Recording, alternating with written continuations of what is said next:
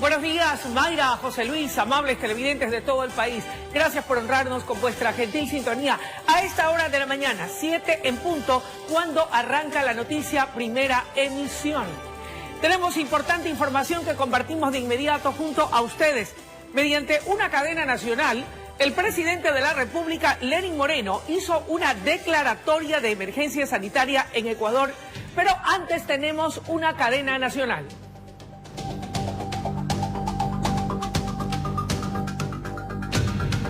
Como respuesta a la declaratoria de pandemia global por el nuevo coronavirus COVID-19.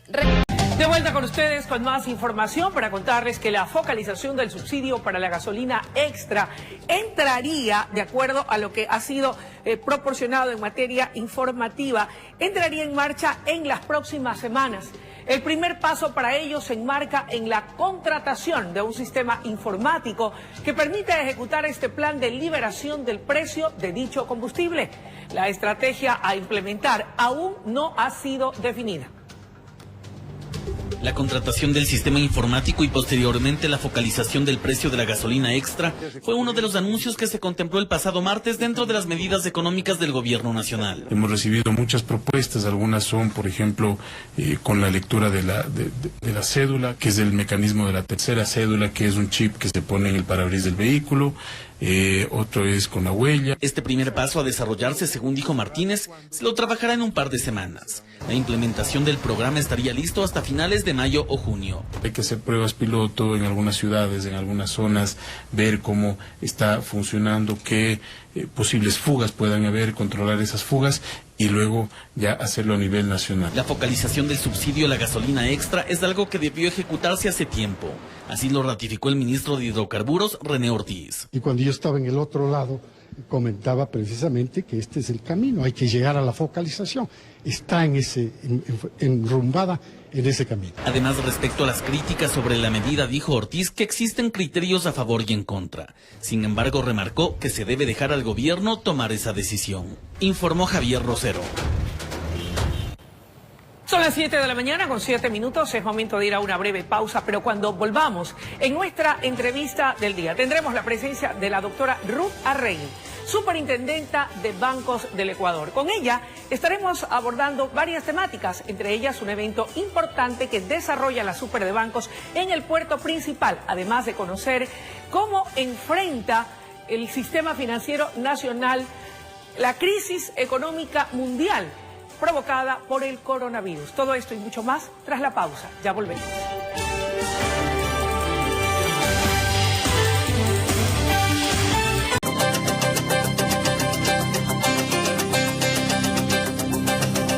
Amigos televidentes, y tal como lo habíamos anunciado, damos la cordial bienvenida en nuestros estudios a la doctora Ruth Arregui, superintendenta de Bancos del Ecuador. Doctora, gracias por acompañarnos, buenos días y bienvenida.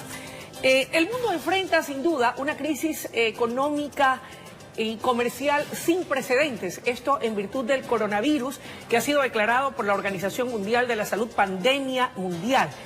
En ese sentido, yo quisiera iniciar esta entrevista preguntándole cuál es el impacto que esta situación de carácter mundial ha traído consigo, no solamente para las finanzas internacionales, sino también para el Ecuador, y en qué medida nuestro sistema financiero está debidamente sólido y fortalecido para poder enfrentar un embate de esta naturaleza. Muy buenos días, Luisa. Buenos días también a los televidentes queridos de RTS. Mire, realmente creo que en términos globales no estábamos preparados a nivel mundial, ¿no es cierto?, para un evento de esta naturaleza.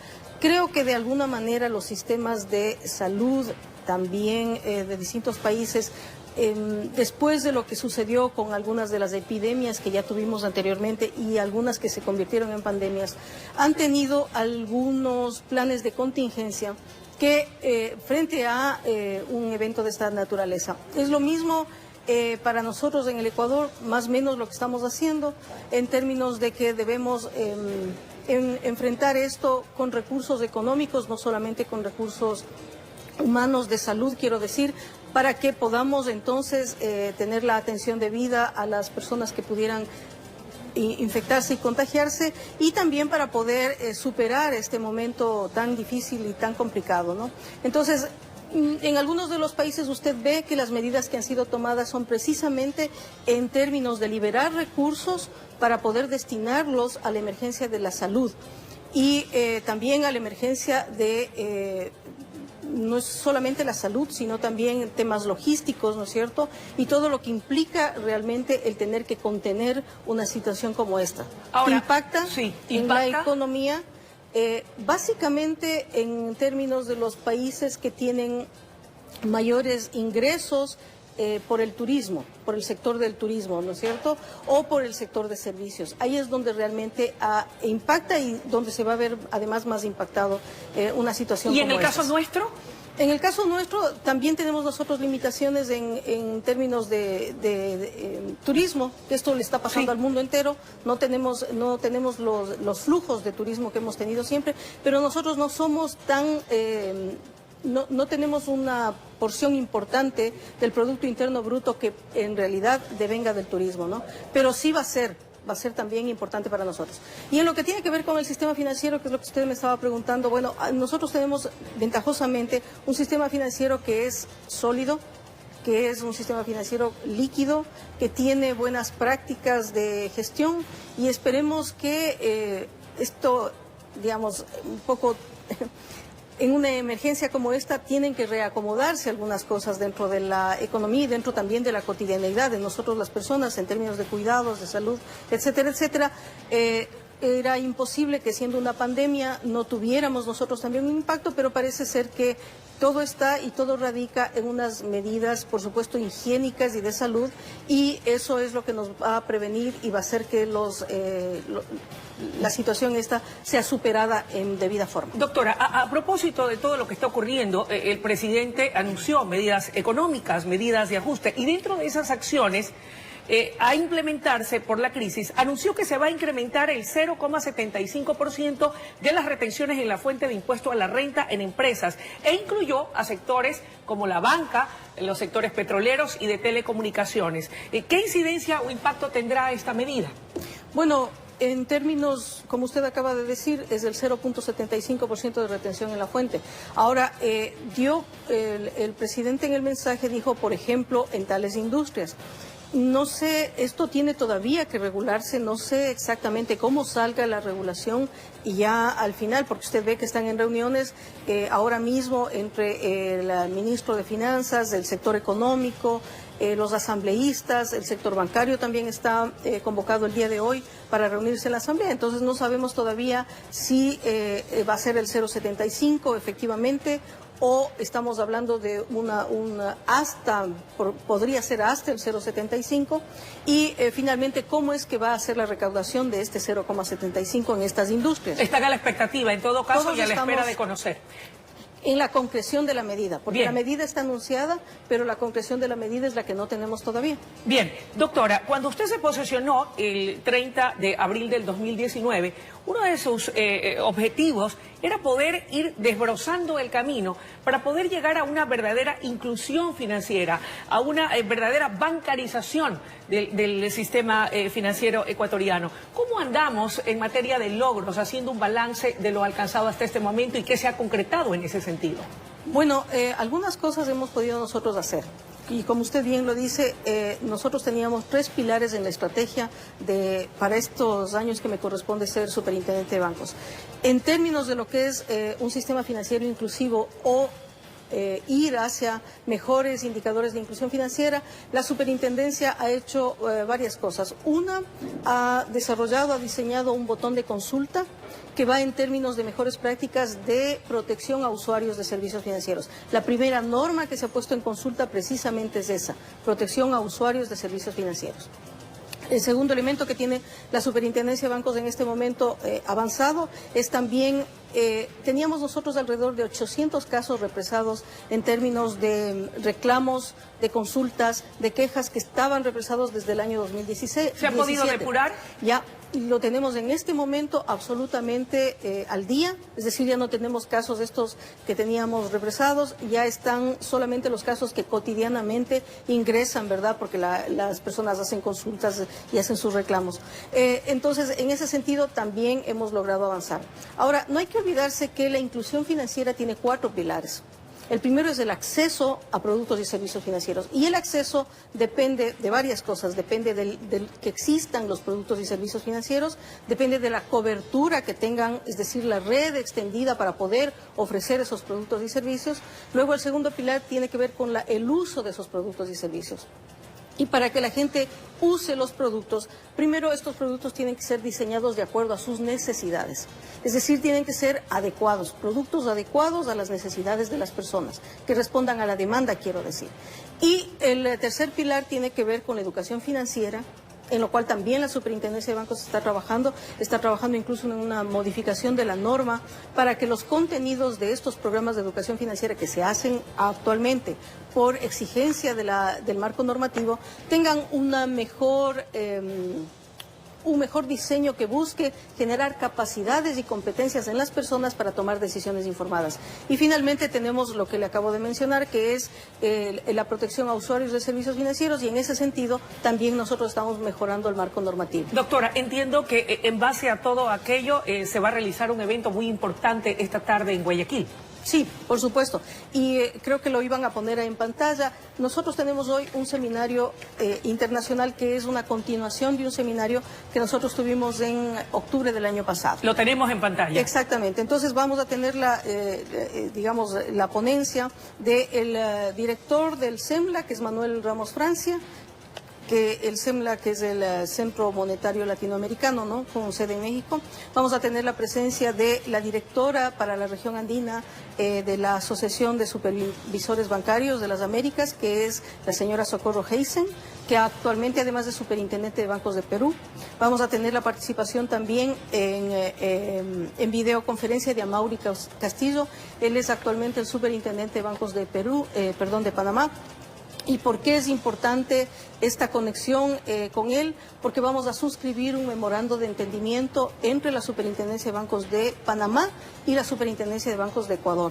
Y luego tenemos a Carlos Cantú, que es el economista del Banco Internacional de Pagos. Y la participación, por supuesto, de la Superintendencia de Bancos, en términos de que vamos a participar tanto la asesora general, que es Rosa Matilde Guerrero, cuanto yo por parte del Ecuador. ¿Qué vamos a abordar en este seminario? Algunos elementos importantes. El Ecuador tiene que insertarse en estándares internacionales, en distintas industrias, también en la bancaria. Nosotros no hemos todavía recorrido hacia lo que es Basilea III. El mundo ya está en ese estándar internacional. Muchos de los países de la América Latina también están en ese estándar internacional. Está Perú, está Colombia, está México, está Chile. ¿Y nosotros en qué rango estamos? Estamos un poco retrasados. Entonces vamos a, en este seminario, enfocar algunos elementos que son críticos para diseñar una ruta que nos lleve, por lo menos el ajuste de la ruta, de las normas, de los requerimientos de capital, no se pueden hacer de un día para el otro. Entonces se necesita un cronograma de ajuste de más o menos unos 3 a 5 años. Y eso es lo que nosotros vamos a proponer y a diseñar en la tarde de hoy. Doctora, lamentablemente el tiempo en televisión es nuestro peor enemigo. Sin embargo, le agradezco su presencia y bueno, pues yo creo que este evento sin duda ha concitado el interés de quienes estamos interesados en poder ver avanzar y progresar el sistema financiero nacional dentro de los estándares internacionales. Le deseo éxito y lo mejor. Muchísimas gracias. Amigos televidentes, ha sido la intervención de la Superintendente de Bancos presente esta mañana aquí en La Noticia. Es momento de ir a una breve pausa y enseguida regresamos con mucha más información. Ya volvemos.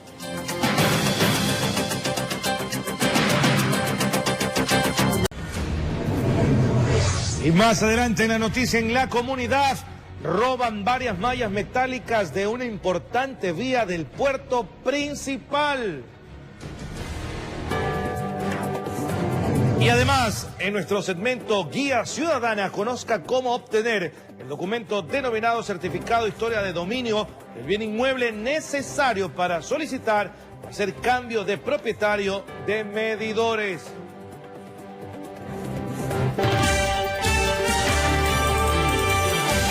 7 de la mañana. mañana con 27 minutos, 7 y 27, amigos, de vuelta con ustedes, y a esta hora de la mañana se incorpora José Luis Arévalo. José Luis, qué gusto verte, buenos días y bienvenido. Igualmente, Luisa, para ti, muchísimas gracias, el muy buenos días, y ratificar el buenos días a todos nuestros amables televidentes, y estamos aquí en la noticia primera emisión para tener más información. 7 y 28 de la mañana, atención. Un ciudadano fue víctima de robo en el sector de Los Vergeles, al norte de Guayaquil. Los zampones se movilizaban en un auto sin placas. Todo fue captado por una cámara de seguridad privada. Veamos.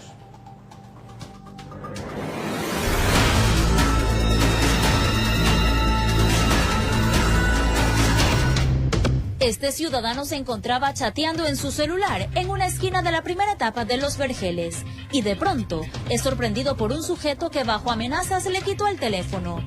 Rebuscó en sus bolsillos y luego le quitó el bolso. Sigue buscando dinero y se va en el mismo carro que llegó junto a otros dos sujetos. El auto no tenía placas y el joven, sin poder reaccionar, solo observaba cómo huían. Tenía un auto y se parquó aquí y le quitaron el celular y una maleta que tenía. Él nos contó que ya se dirige a su trabajo, que sé que era computadora, algo así que tenía. Dinero, documentos personales, licencia. En la imagen lo que se capta es que aparenta tener un arma bajo la camiseta, pero parece ser que en sí no. Solo era para amedrentarlo nada más, pero no tenía nada. Según los moradores, son comunes los robos en la zona. A veces sea en carro, en bicicleta, en moto. Está aquí el vecino, quien está esperando. Vienen y al momento cogen y se lo desvalijan. ¿Y son? La mayoría de robos que se han dado han sido justo en esta zona o si no más allá, porque a veces la gente espera el bus. Y ahí es cuando la gente la vez pasada en una moto vinieron, prendieron aquí, incluso los asaltantes casi se caen de la moto. Les prenden la raya y le asaltaron a la chica con un celular. Nosotros mismos tenemos la culpa, ¿por qué? Porque vamos con el teléfono, vamos así, caminando. Y ya los ladrones ya conocen los teléfonos de alta tecnología, ya saben, dicen, ese teléfono que vaya, el teléfono es bueno. Y vienen y le cogen y le quitan y se le llevan. El control policial sí hay, porque ellos pasan sus rondas, sino que todo también es horario que tienen ellos y ya le andan siguiendo la pista a la policía y cosa que la policía pasó ahorita aquí y ahí roban ellos más atrás. Piden a la policía que adopte mayores estrategias para combatir el AMPA en la zona. Informó Roselena Vázquez. Y la organización criminal que hace poco fue desarticulada por la policía en Quito estaría involucrada en al menos 7 hechos delictivos registrados en 3 provincias. Entre los integrantes figura un policía dado de baja, quien abrió fuego en contra de un agente motorizado. El 27 de diciembre del año pasado, varios sujetos armados intentaron robar un vehículo blindado en el norte de Quito. Una espectacular balacera entre guardias y delincuentes alarmó a los habitantes del sector de Carcelén. Las investigaciones estuvieron a cargo de agentes de la BAJ. Luego de 3 meses y unos días lograron acabar con el accionar de los sacapintas. Un robo frustrado a un vehículo blindado. Horas atrás en Calderón fueron detenidos 3 sujetos que se movilizaban en este vehículo en el que huyeron luego de robar $5,000 a una persona que salió de una agencia bancaria. En el operativo, un agente motorizado fue alcanzado por 3 proyectiles. El chaleco antibalas le salvó la vida. Gracias a Dios estoy para contar y le doy gracias a la Virgencita del Quinche que siempre me apoya ahí. En un allanamiento encontraron 5 armas de fuego, 3 sospechosos fueron detenidos, un colombiano y 2 ecuatorianos, uno de ellos ex policía dado de baja en el 2008. Desvinculado justamente por inconducta, ha tenido varios procesos, ha sido detenido una vez ya con anterioridad. La estructura criminal sería la responsable de al menos 7 hechos delictivos denunciados el 7, 15 y 28 de enero del 2020. En febrero aparecieron el 20 y 25 y el último golpe el 10 de marzo en el centro norte de Quito. Están al momento a órdenes de autoridad competente los cabecillas, los autores intelectuales. Habrían actuado en Pichincha, Santo Domingo de los Áchilas y Manabí. En esta última provincia, en la ciudad de Calceta, asesinaron a un hombre. Faltarían más integrantes por ser detenidos. Saben que una pareja se fue a Colombia y le siguen la pista. Tenemos evidencia de que estos delincuentes participaron en ese hecho. En esta ocasión, el sargento segundo Diego Torres fue parte de los voceros de la rueda de prensa. Aquí las máximas autoridades policiales reconocieron su valiente labor. Las balas no frenaron la persecución. Destacar el comportamiento heroico y profesional del sargento Torres. Reconocimiento, aplausos y lo más importante, que está vivo para seguir laborando. En Quito informó Iván Casamen. Y ahora les queremos informar que la policía decomisó cocaína y marihuana durante un operativo ejecutado dentro de la penitenciaría del Litoral. Nuestro compañero Julio César Saona está aquí con los detalles. El operativo se realizó dentro de la penitenciaría del Litoral. Hubo resultados, gran cantidad de alcaloides decomisados. Según lo que dice la autoridad, la evidencia se encontró en los baños del lugar, de ahí que se profundizan las investigaciones. Respecto a la evidencia que encuentran, hoy día han hecho un operativo dentro de la penitenciaría en las salas 4, 7, y han encontrado en los baños, escondidos en los huecos, en las boyas, han encontrado gran cantidad de sobres con cocaína y fundita con marihuana. Que este tipo de operativos se va a volver a repetir constantemente. En este momento se ha ordenado el pesaje de la misma y de qué producto estamos hablando, para después comenzar a seguir haciendo la investigación, y esperamos el parte policial para ver en qué circunstancias se encontraron y si hay algún aprendido. No precisaron el tiempo, sin embargo, esperan tener más resultados en las próximas acciones. Claro, estos son operativos que están haciendo constantemente la Policía Nacional junto al Departamento de Inteligencia. Informó Julio César Saona. Hayan sin vida a un joven de 29 años quien había sido reportado como desaparecido desde el pasado 5 de marzo.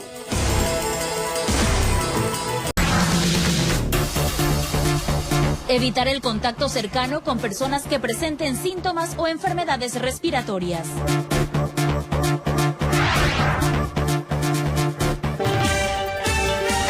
Gracias, amables televidentes, por seguir en sintonía. 7:39 de la mañana y vamos con más. Y este momento es a priori salir de estudios, mi querida Luisa. Claro que sí, a esta hora de la mañana, cuando son las 7:39, hacemos contacto con Jorge Salazar para que nos diga dónde se encuentra a esta hora y qué nos reporta. Jorge, te escuchamos. Buenos días.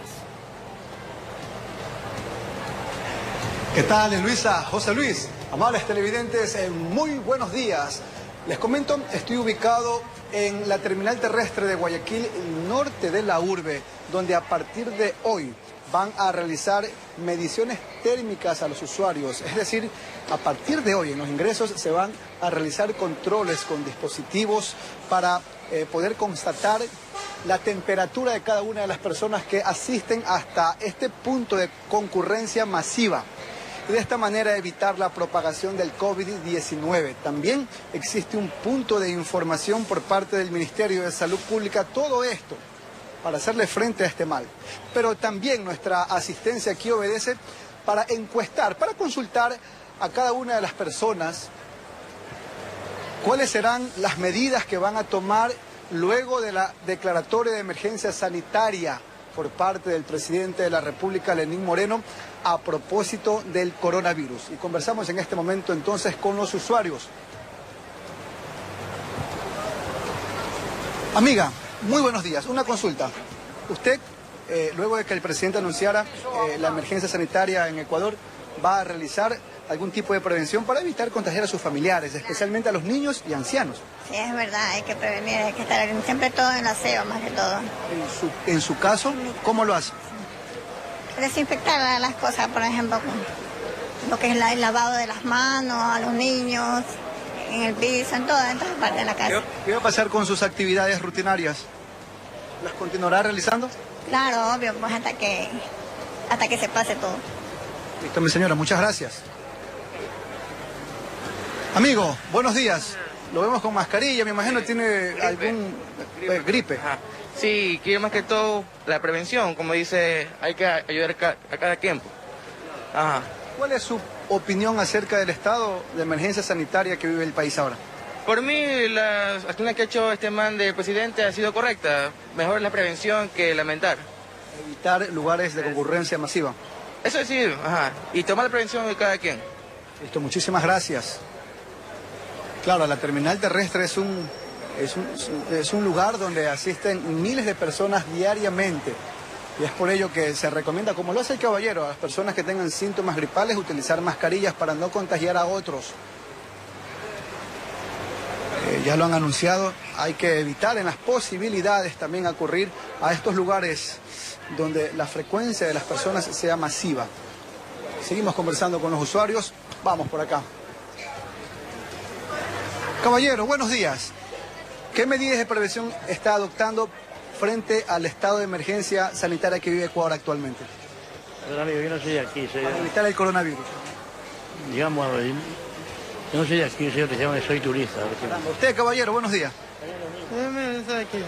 Tampoco son de aquí, listo. Igual tienen que tener mucho cuidado para evitar ser contagiados, contagiarse con este virus. Caballero, buenos días.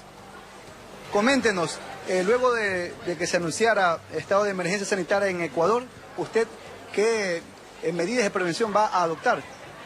Bueno, lavarme las manos a cada rato y nada más, y usar mascarilla. ¿Y sus actividades diarias las continuará realizando o ya no? Sí, igual, simplemente lavarme las manos seguido. Y igual tengo que seguir trabajando y todo, normal. Muchas gracias. Bien, antes de despedir, informar que la asistencia de usuarios a la terminal terrestre de Guayaquil es la habitual, es la de todos los días. Esto luego de que se anunciara ayer por la noche el estado de emergencia sanitaria en el puerto principal y en todo el país para evitar la propagación de este mal. Querida Luisa, José Luis y amables televidentes, mucha precaución, por favor. Fuerte abrazo. Fuerte abrazo para ti también, Jorge. Ahí está, tomar las precauciones del caso. Muchísimas gracias por tu información a esta hora de la mañana, Jorge. Vamos, mi querida Luisa, contigo. Vamos a una brevísima pausa y enseguida regresamos con más información.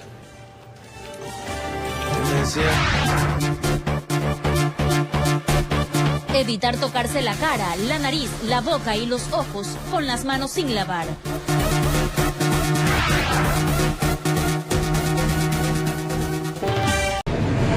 Y más adelante en la noticia en la comunidad, roban varias mallas metálicas de una importante vía del puerto principal.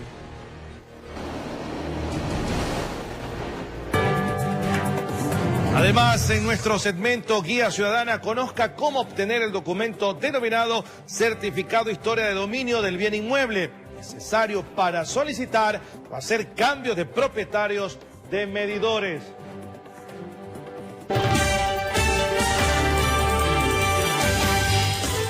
Muy bien, gracias, amables televidentes, por seguir acá en sintonía. Y seguimos con más información, Luisa. Claro que sí, queremos contarles que hallan sin vida a un joven de 29 años, quien había sido reportado como desaparecido desde el pasado 5 de marzo. El cadáver, ya en estado de descomposición, fue encontrado a la altura del kilómetro 8 de la vía Durán-Boliche, en la provincia del Guayas.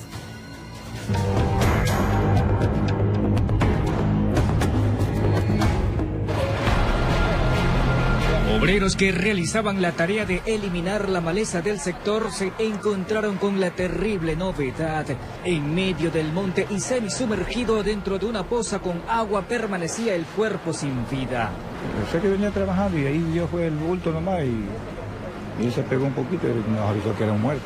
Al momento se encuentra en estado de descomposición.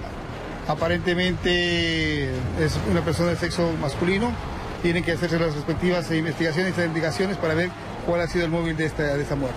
Por las condiciones del cuerpo, ¿cuántos días tendría fallecido? Aparentemente entre unos 4 y 5 días. Se le encontró nada amañatado y era una cuerda, aparentemente una cuerda, un material sintético. La víctima fue identificada como Jesús Vargas, de 29 años. Minutos antes de su hallazgo, sus familiares dialogaron para nuestra cámara reportando su desaparición desde el pasado 5 de marzo. El último reporte que tuvo el suegro de mi hijo, me dice él que lo tuvo a las 1:20 de la mañana, que fue la última vez que se comunicó con él, del día miércoles a amanecer el día jueves. Jesús salió de casa el miércoles 4 de marzo a las 6 de la tarde. Se ganaba la vida haciendo carreras de taxi ruta desde Durán hacia Guayaquil y viceversa. Debía entregar el vehículo a las 6 de la mañana del jueves 5. Tras varios días de su desaparición, su progenitor mantenía la esperanza de que todo sea parte de una mala decisión y nada de gravedad. Que si ha cometido algún error o algo, se le ha cruzado por su cabeza, que me llame. Minutos después de la entrevista, recibió una llamada. Eran los agentes de la DINASED para informarle que habían encontrado un cadáver con similares características, abandonado a la altura del kilómetro 8 de la vía Durán-Boliche, aunque no existía pistas sobre la ubicación del vehículo. Tiene una camiseta color mostaza, lleva una bermuda color caqui o crema. ¿Las características brindadas por la esposa coinciden con el cadáver, tal vez por la vestimenta? Por la vestimenta. Sí, coinciden. Coinciden por la vestimenta. Es necesario hacer la identificación humana, tanto de los familiares como, hace un momento mencioné, científicamente en criminalística. Cuando los miembros de criminalística procedieron al respectivo levantamiento del cadáver, sus familiares y amigos concentrados en el sitio estallaron en llanto tras reconocer las características físicas del desaparecido. Informó José Morales. Y ahora queremos informarles que la policía dio a conocer los resultados preliminares de la autopsia de la mujer argentina que fue encontrada muerta en un pozo séptico, esto en Vallenita, provincia de Santa Elena. Según la necropsia, el cadáver presenta un fuerte golpe en la cabeza y en otras partes del cuerpo. 2 personas fueron retenidas para las investigaciones de este caso. Mediante una rueda de prensa se dio a conocer los resultados preliminares de la autopsia que se realizó a Gabriela Andrea Pedraza, ciudadana argentina que estaba desaparecida y que la noche de este martes fue encontrada sin vida dentro de un pozo séptico que había sido sellado con cemento en el interior de la casa donde residía. Los primeros indicios señalan que la mujer habría recibido un golpe contundente en la cabeza. El señor médico legista que practicó la autopsia me ha indicado de manera verbal que se han encontrado fracturas múltiples en el cráneo, evidencia de que ha sido arrastrada y otros golpes que constan en el respectivo informe médico legal. Además, se conoció que la policía ya había visitado el domicilio en días anteriores, pero no pudo ingresar porque no existía una autorización. El personal de la DINASED no se pudo ingresar porque no se tenía la autorización, en este caso, de la propietaria del domicilio. Una vez que tuvimos nosotros la delegación, procedimos a coordinar con Fiscalía e ingresamos minuciosamente a verificar el domicilio. En el malecón de Salinas, lugar donde Gabriela Pedraza frecuentaba, existe mucha consternación por parte de quienes la conocieron. Antes de trabajar conmigo, ella trabajó vendiendo estos churritos, entonces se daba a conocer por todo este sector de Salinas, en las escuelas, todo el mundo la conocía, era súper sencilla, alegre, porque no se merecía, es que fue un asesinato, entonces no se merecía esto. Hasta el momento, 2 personas están retenidas a quienes se les está haciendo las respectivas investigaciones. Se procedió ayer a la retención de 2 ciudadanos, a quienes estamos nosotros realizando la toma de versiones y tratando de hacer todas las investigaciones que el caso lo amerite para posterior, conjuntamente con la coordinación con Fiscalía, proceder a solicitar las boletas de detención en este caso. La gobernadora de Santa Elena manifestó que estarán pendientes de las indagaciones y que se agotarán los recursos para dar con el paradero del o los causantes de este asesinato. Y vamos a estar atentos en las investigaciones hasta dar con los culpables de este lamentable hecho. Desde la provincia de Santa Elena informó Darwin Villao. Y hayan muerto a un ciudadano venezolano en el interior del departamento que alquilaba en el norte de Guayaquil. Aparentemente se trataría de un suicidio. En el interior de esta casa ubicada en la ciudadela Kennedy, al norte de Guayaquil, fue encontrado el cuerpo de un hombre de aproximadamente 30 años de edad, sin vida. Quienes lo conocían aseguran que se trataba de un ciudadano venezolano. Vivía solo. Siempre paso y veo que ahí entran, salen, porque ahí es una casa rentera. Lo que sí sé que ahí hay muchos venezolanos. A lo mejor, qué sé yo, la depresión lo mató, no encontró lo que él quería. Imagínense ahorita la situación que estamos pasando también aquí. El occiso laboraba como médico en un hospital de Guayaquil. Hasta el punto se hicieron presentes elementos de criminalística de la Policía Nacional. Han levantado varios indicios asociativos al hecho, los cuales van a ser puestos a órdenes de la autoridad competente para que sean analizados y continúe la investigación dentro de este caso. El cuerpo no presentaba ningún indicio de maltrato.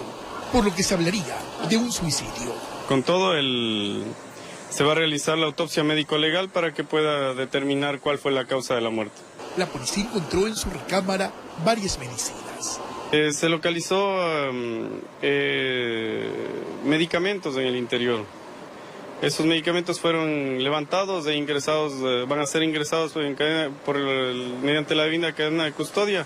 El ciudadano venezolano vivía en el departamento desde hace 6 meses, informó Carlos Julio Gurumendi.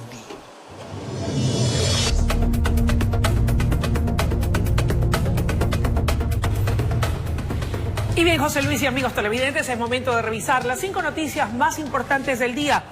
La nueva cepa de coronavirus COVID-19 fue declarada como pandemia por parte de la Organización Mundial de la Salud.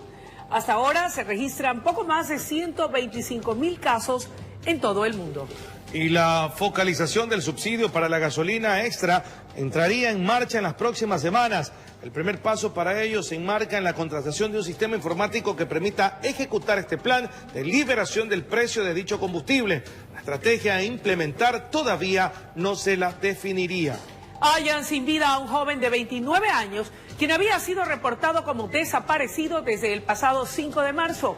El cadáver, ya en estado de descomposición, fue encontrado a la altura del kilómetro 8 de la vía Durán-Boliche en la provincia del Guayas. Y un ciudadano fue víctima de robo en el sector de Los Vergeles, al norte de Guayaquil. Los zampones se movilizaban en un auto sin placas. Todo fue captado por una cámara de seguridad privada. Un falso fumigador engañó a una joven con el pretexto de desinfectar su hogar para enfermedades como el coronavirus y se llevó una computadora portátil. Este hecho ocurrió en la ciudadela Sauce 6 al norte de Guayaquil. La policía pide al colectivo ciudadano tener mayor precaución. Oigan, y con esto estamos poniendo punto final aquí a la noticia Primera Emisión. Así es, la que despedimos, no sin antes agradecerles su gentil sintonía e invitándoles a que sigan en la señal de RTS, pues lo que viene es la noticia en la comunidad junto a los mejores, Hugo Gavilanes y Rosa Elena Vázquez. De mi parte es todo. Buenos días. Muy buenos días, Luis. Vamos.